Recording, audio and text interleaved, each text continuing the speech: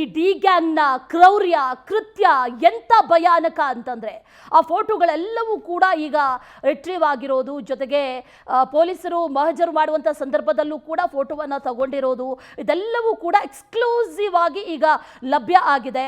ಆ ಸ್ಥಳ ಮಹಜರು ಮಾಡುವಂಥ ಸಂದರ್ಭದಲ್ಲಿ ತಗೊಂಡಿರುವಂಥ ಫೋಟೋ ರೇಣುಕಾಸ್ವಾಮಿ ಕೊಲೆ ಪ್ರಕರಣಕ್ಕೆ ಸಂಬಂಧಪಟ್ಟಂತೆ ಈಗಾಗಲೇ ಸಾಕಷ್ಟು ತನಿಖೆಗಳು ನಡೆದಿದೆ. ಸಾಕಷ್ಟು ತನಿಖೆಗಳು ನಡೆದ ನಂತರದಲ್ಲಿ ಈಗ ಸಿಗ್ತಾ ಇರುವಂಥ ಒಂದಷ್ಟು ಮಾಹಿತಿಗಳು ನಿಜಕ್ಕೂ ಕೂಡ ಬೆಚ್ಚಿ ಬೀಳಿಸುತ್ತೆ. ಮತ್ತಷ್ಟು ಡೀಟೇಲ್ಸ್ ಅನ್ನ ನೀಡ್ತಾ ಹೋಗ್ತಾರೆ ನಮ್ಮ ಪ್ರತಿನಿಧಿ ವೀರೇಶ್, ನೇರ ಸಂಪರ್ಕದಲ್ಲಿ ಜಾಯ್ನ್ ಆಗಿದ್ದಾರೆ.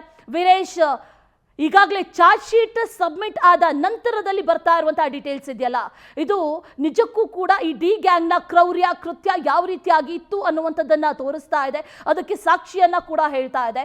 ಓವರ್ ಆಲ್ ಆಗಿ ಡೀಟೇಲ್ಸ್ ಅನ್ನ ಕೊಡ್ತಾ ಹೋಗೋದಾದ್ರೆ ವೀರೇಶ್.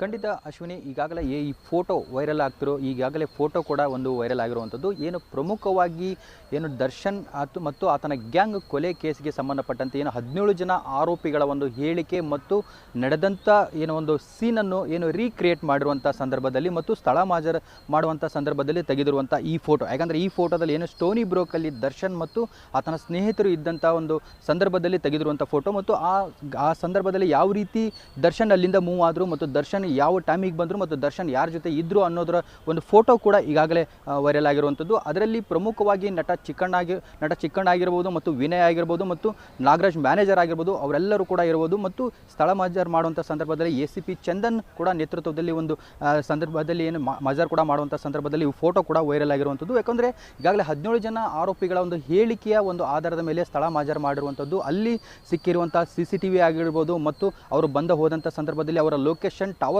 ಕೂಡ ಅಲ್ಲಿ ಕ್ಯಾಚ್ ಆಗಿತ್ತು. ಆ ಸಂದರ್ಭದಲ್ಲಿ ಸಾಕಷ್ಟು ಮಾಹಿತಿಗಳನ್ನು ಕೂಡ ಈಗಾಗಲೇ ಕಲೆ ಹಾಕಿರುವಂಥದ್ದು. ಮತ್ತು ಇದು ಒಂದು ಕಡೆ ಆದರೆ ಮತ್ತೊಂದು ಕಡೆ ಈಗಾಗಲೇ 2 ಫೋಟೋಗಳು ಕೂಡ ವೈರಲ್ ಆಗಿರುವಂಥದ್ದು. ಯಾಕಂದರೆ ಏನು ವಿನಯ್ ಮತ್ತು ಪವನ್ ಆಗಲು ಈಗಾಗಲೇ ಏನು ಪವಿತ್ರ ಗೌಡ ಅವರ ಆಪ್ತ ಆಗಿರುವಂಥ ಪವನ್ ಅದನ್ನಲ್ಲ, ಆ ವ್ಯಕ್ತಿ ಏನು ಈ ಘಟನೆ ನಡೆದಂಥ ಸಂದರ್ಭದಲ್ಲಿ ಆತ ತೆಗೆದುಕೊಂಡಿರುವಂಥದ್ದು ಫೋಟೋ. ಯಾಕಂದರೆ ಆತನ ಹಲ್ಲೆ ಮಾಡುವಂಥ ಸಂದರ್ಭದಲ್ಲಿ ತೆಗೆದಂಥ ಫೋಟೋ, ಅಂದರೆ ಬೇಡ ಹಲ್ಲೆ ಮಾಡಬೇಡಿ ಅನ್ನೋ ಒಂದು ಕನಿಕರದಿಂದ ಕೇಳಿದ್ರು ಕೂಡ ಕ್ರೂರಿತನ ಮೆರೆದಿರುವಂಥ ಸಂದರ್ಭದಲ್ಲಿ ಆತ ಫೋಟೋ ತೆಗೆದುಕೊಂಡು ಆ ಫೋಟೋವನ್ನು ದರ್ಶನ್ಗೆ ಕಳಿಸಿರುವಂಥದ್ದು.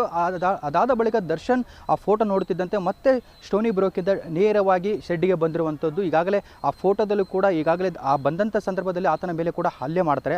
ದರ್ಶನ್ ಹಲ್ಲೆ ಮಾಡಿದ ಸಂದರ್ಭದಲ್ಲಿ ಏನು ಯಾವ ರೀತಿ ಫೋಟೋಗಳು ಇತ್ತು ಅನ್ನೋದು ಇನ್ನೂ ರಿಟರ್ನ್ ಬಾಕಿ ಇದೆ. ಹಾಗಾಗಿ ಈಗಾಗಲೇ ಫೋಟೋ ಒಂದು ಕಡೆ ಆದರೆ ಮತ್ತೊಂದು ಫೋಟೋ ಅಲ್ಲಿ ಮಲಗಿರುವಂಥ ಫೋಟೋ, ಯಾಕಂದರೆ ಆತ ಅಳುತ್ತಿರೋ ಫೋಟೋ ಒಂದು ಕಡೆ ಆದರೆ ಮತ್ತೊಂದು ಕಡೆ ಆತ ಮಲಗಿರುವಂಥ ಫೋಟೋ ಕೂಡ ಈಗಾಗಲೇ ವೈರಲ್ ಆಗಿದ್ದು. ಆ ಫೋಟೋ ಅಲ್ಲಿರುವಂಥ ಸ್ಥಳೀಯರೇ ತೆಗೆದಿರುವಂಥದ್ದು ಪ್ರತ್ಯಕ್ಷದರ್ಶಿ. ಯಾಕಂದರೆ ಈ ಚಾರ್ಜ್ ಶೀಟ್ನಲ್ಲಿ ಏನು ಪ್ರಮುಖವಾಗಿ ಪ್ರತ್ಯಕ್ಷದರ್ಶಿ 3 ಮಂದಿ ಮಾಡಿದ್ರು. ಆ ಸಂದರ್ಭದಲ್ಲಿ ಓರ್ವ ವ್ಯಕ್ತಿ ಅಲ್ಲಿರುವಂಥ ಸ್ಥಳದಲ್ಲೇ ಆತ ಫೋಟೋ ತೆಗೆದುಕೊಂಡಿದ್ದಾನೆ ಅನ್ನೋದು ಮಾಹಿತಿ ಕೂಡ ಲಭ್ಯವಾಗಿರುವಂಥದ್ದು. ಈಗಾಗಲೇ ಪ್ರಮುಖವಾಗಿ ಈಗಲೇ 2 ಫೋಟೋ ವೈರಲ್ ಆಗ್ತಿದ್ದಂತೆ ಮತ್ತೆ ಏನು ಸೀನ್, ಅಂದರೆ ಈ ಕ್ರೈಮ್ ಸೀನ್ ರೀಕ್ರಿಯೇಟ್ ಮಾಡಿದ ಸಂದರ್ಭದಲ್ಲಿ ಫೋಟೋ ಈಗಾಗಲೇ ರಿವೀಲ್ ಆಗ್ತಿರುವಂಥದ್ದು. ಮತ್ತು ಈ ಪ್ರಕರಣಕ್ಕೆ ಸಂಬಂಧಪಟ್ಟಂತೆ ಈಗಾಗಲೇ 231 ಸಾಕ್ಷಿಗಳು ಕೂಡ ಈಗಾಗಲೇ ಕಲೆ ಹಾಕಿರುವಂಥದ್ದು.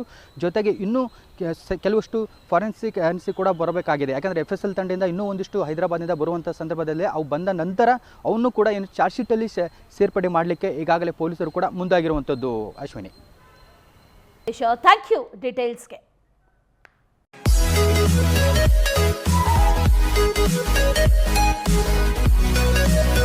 Thank you.